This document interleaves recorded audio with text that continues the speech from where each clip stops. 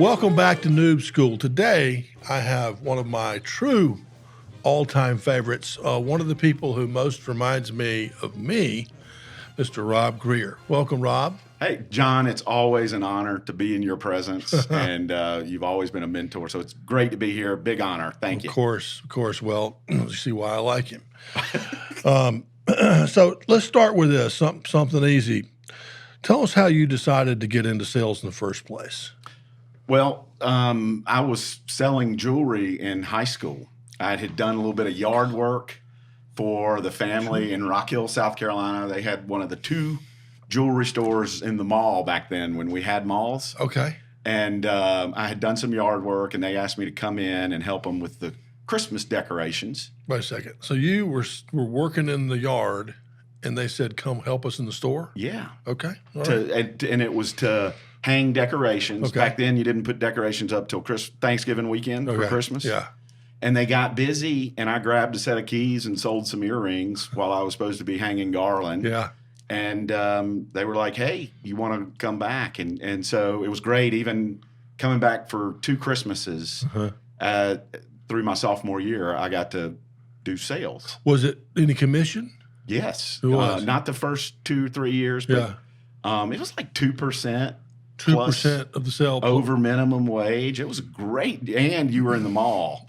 So mall in the 80s, it was great. Lots of social. Great. Did you have a mullet by chance? No, I did not. Mom and Dad wouldn't let me have a mullet or. I've got one now. it's ridiculous. Awesome. I love yours. Well, thank you. It's a Colby. It looks okay in the bun, I think. Yeah, the man bun. But the mullet is not looking good. It's all right. Well, that is so cool. I think your story is more what most people think happened in sales, that like someone kind of got into sales in high school and made commissions and sold stuff. And it is the perfect thing to do if you want to get into sales, right, is to get some early experience. Yeah, I was lucky. Now, I didn't go to college per se to go be in sales. What was it? What were you thinking? Well, I did want to go into the military and then changed my mind with some certain things. Yeah. And so I was interviewing for a bunch of management jobs, basically anything that came in to the placement office back there, which is career services today. Right. I know where it is. We called it placement back then. It wasn't very proactive, the name placement. Yeah. And this is at the Citadel. It's at the Citadel. Yeah, of course. And that's where I met you, actually. I know. And you worked there at the office, right? I ended up getting a job there. Yeah. And, truthfully, sales was not something that I wanted, but I kept going to these banking interviews, the textile companies coming out for all the management. And they would say at the end of the interview, well, hey, this has been great. Have you considered sales? And it would, almost cringe a little bit. I don't know why, but because it's the most rewarding career. Right. I think it's a great point, because the reason I think you cringe is because of what was put in your brain as a younger person, is that it's used car selling and it's tricky and it's not reputable and head trash. It's head trash. Yeah. So I'm glad you see that. But you actually, one of the reasons that I get to talk on these podcasts to people like you is we found each other.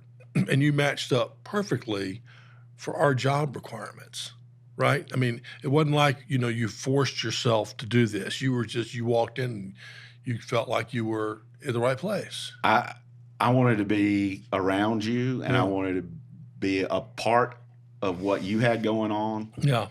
And if you were pouring the Kool-Aid, I was there drinking it. But through the interview process. I mean, I loved my visit when I came up. I was going to interview at Ferguson for that weekend where they they bought you Wild Turkey 101 and all these great things. And that was my first time after our interview coming up I had another interview. So I was kind of controlling the time. I dropped in on you on the way to Atlanta. But I wanted to be a part of what you had going on. Right. Well, we found each other, and there's again, if you're a noob and you're trying to figure out where you fit in, you need to understand you don't fit in everywhere, right? You have to find that right spot. And it's not like you couldn't do something you didn't fit in perfectly with. It just would have been harder for everyone. But you and I fit in great, and you did great stuff for us. And you did consider some other stuff.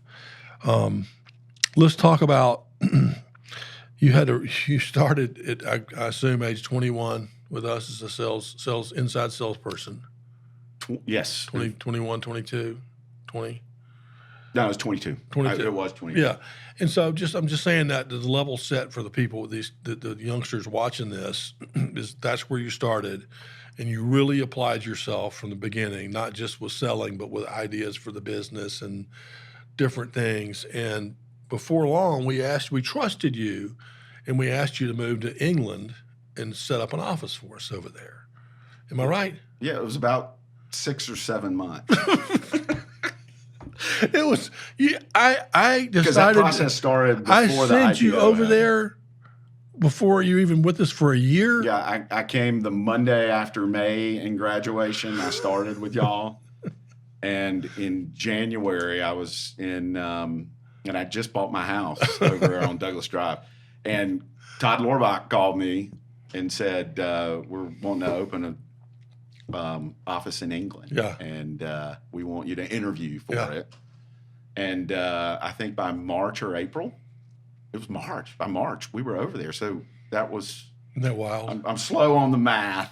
Still, I thought it took at least 3 or 4 years, but it was less than a year. It was less. Oh, it was less than a year. You put 2 quick starts together and see what happens. It was just an awesome opportunity. What an experience, though. Tell us about it. Well, first of all, I love the culture that you had created. It was a fraternity. Haven't gone to the Citadel. Yeah. Fraternities were forbidden. Yeah. And when I stepped into DataStream, immediately it became my fraternity. You know, you had people like Vetzel pranking you and putting fake names in your database, but I absolutely loved coming to work every day. Yeah. And then, so it was hard to leave that, right? Because there is natural competition that comes with it. We had that grease board. Yeah. We'd gather around that board every Friday, and then kick out for cocktails and drinks. So it was hard because when DataStream moved us over there, it was funny, I laughed. They moved me via UPS. So my stuff, we didn't really know about customs then either. My stuff showed up about a month later. Lorbach lived with me. Todd Lorbach, one of the legends, lived with me. He was my boss and lived with me for about 2 to 3 weeks. And then I was on my own. And I worked a lot. A lot. The Firm had come out, John Grisham's book, and I had read that. And I was logging my hours, and I was working anywhere 110, 120 hours a week. Because back then we'd put together our marketing and stuff. So I would be doing that at 11 to 2 a.m. And just everything. But it was great experience to have the autonomy. You know, y'all put me up with a corporate flat or an apartment, had a corporate car, had the Amex, and I had my 24th birthday. I remember having my 24th birthday in England, and I'd already been there for 6-7 months. And this was the times leading up to going public. And, you know, I had to take some risks over there, and I did a lot more in-person demos than you guys knew about. Yeah. Because Dan Christie put the freeze on the spending. Yeah. But I already had a company car and the corporate gas card. So I wouldn't spend the night. One morning, I got up at 2 a.m., went to Scotland, drove all the way to Scotland from Reading, England, did the interview, and came back at about 3 a.m.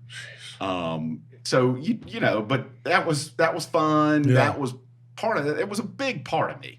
Yeah. It was my identity. Right. Was trying and focusing on being successful for DataStream. Yeah. And you did. And it was, you know. And you did. I carried the flag, and DataStream was the flag that I carried. You did. And I loved it.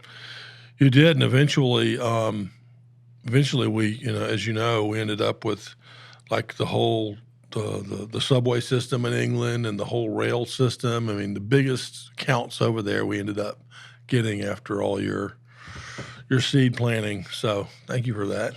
Oh, well, thanks. No, it was a great experience. And you did a great job too. I just can't believe I sent you over there that early. It's unbelievable. Tell us something about sales that turned out to be different or way different than you thought it was going to be. The professionalism that is within sales. Yeah. It's a bond within itself. You know, I don't know if they talk about the phrase much anymore, but carrying a bag. Mm-hmm. And they're, for true, real professionals, carrying a bag, it means a lot.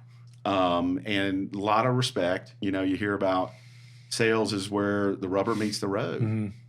And that is really so true. Mm-hmm. And so we were talking a little bit earlier about head trash. So it's only head trash if you believe it. And so if you believe yourself to be in a subservient role Mm-hmm. as a salesperson, you're probably not going to be very successful. Yeah.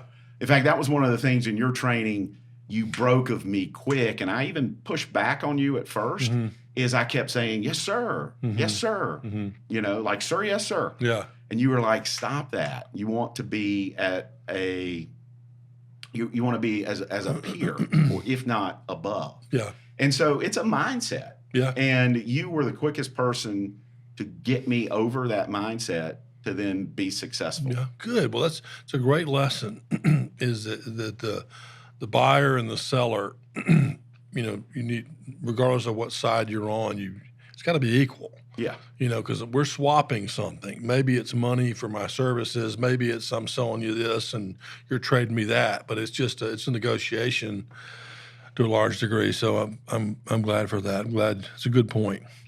And the Citadel makes it harder. When you're young and you're coming out of the Citadel to say, yes, sir, to everyone. And my mama too. Yeah. My mama always said, right, you have good manners, young man. Right. All right. Do you remember your Colby scores? Yes. What are I they? do. I laugh because so 2 follow through, right? It's a 6-2-8-3. Yeah. Okay. And so I know the big numbers. 6, which is the first number, is fact finder. Yep. And then 8 is quick start. Mm-hmm. And then I can always get the 2 and the 3 confused. So I know what they are. So 6-2-8-3. It's very important. And I recommended that all of our followers get tested with Colby.com. Absolutely. But you've got a scale of 1 to 10, you're high on fact finder. So if you think about an idea, you'll do a lot of homework to kind of figure it out. And then your 8 on quick start means you're very likely to just do it, right? Right. Like go to England when you're 23 years old. I mean, crazy. That's a high quick start. Your follow through is a 2, which means it's not natural for you. It's very natural to get on a plane and go. Right. But not natural for you to do all the, like, I've got to do this, I got to check the visa, I got to do whatever, I've got to get my plan together. My expense reports, exactly. People with low quick start can't get their expense reports done. So all that means is if you know about it, is you have to have a system to accommodate for that. It could be a personal assistant, could be a fancy planner like you have to kind of completely over-plan everything to make sure you got it. Right. Because it's not coming naturally. No. Right? Right. So the point is it's okay to be any of these numbers as long as you know them. Oh, yeah. And everything's about stepping outside of your natural human instincts. Mm-hmm. And so that's what systems, that's why I like my planner here. What's it called? This is the next level achievement system. Okay. Very good. But like planners like that, just to keep you focused. Mm-hmm. Good. So 6-2-8-3, very good.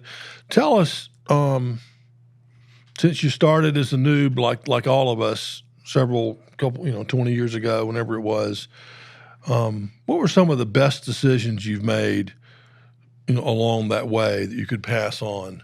As a noob, right? Kind of a thing. As a noob, and then just keep going. There's a couple other ones that are like good things choices you made. Personal development.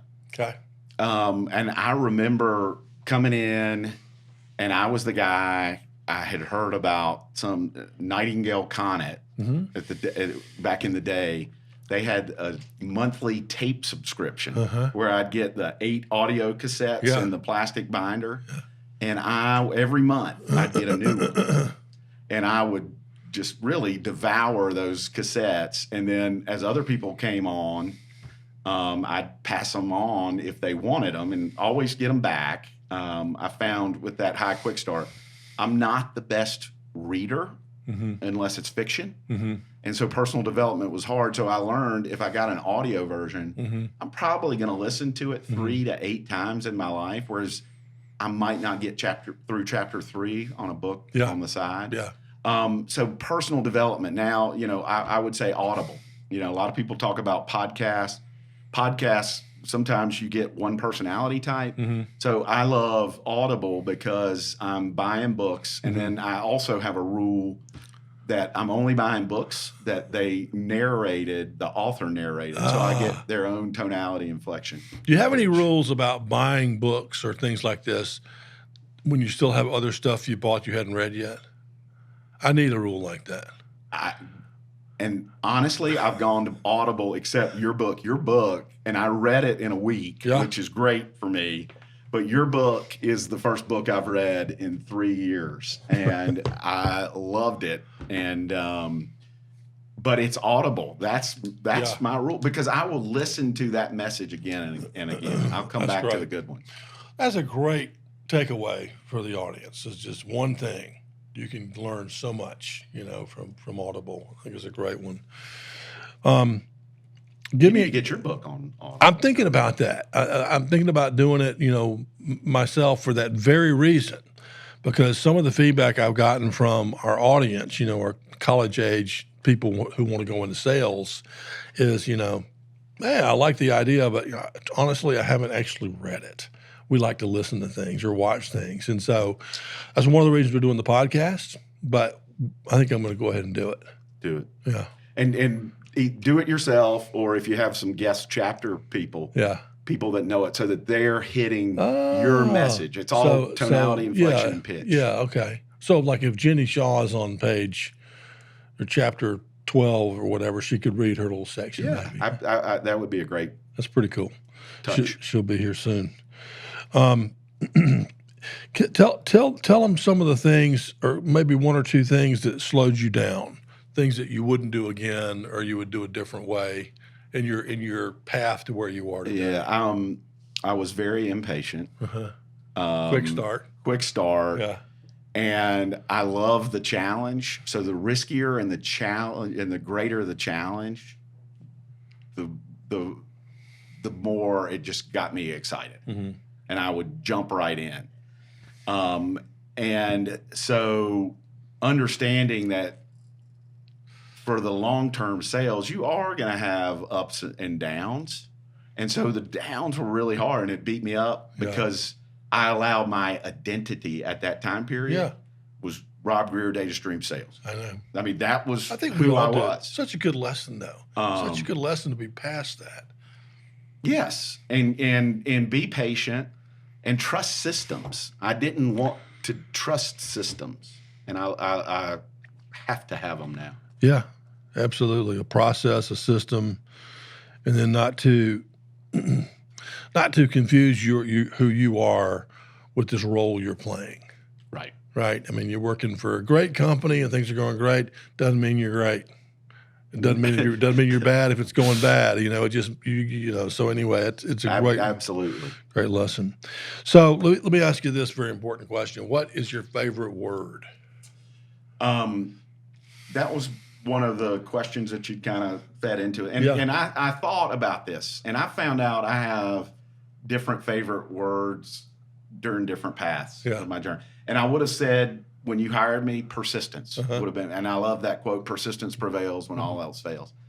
I'm approaching 50 this year, and gratitude is, and gratitude is a proactive state. And I would have to say now, my favorite word is gratitude, because it forces and reminds me to be grateful and thankful for the ride, the experiences, the things. Wonderful. And when we have gratitude in our lives, more things come our way. That's wonderful. Well, that's a powerful message for everyone who's listening. And I just want to thank you for being here and driving down from Charlotte. I do want to ask you one quick question.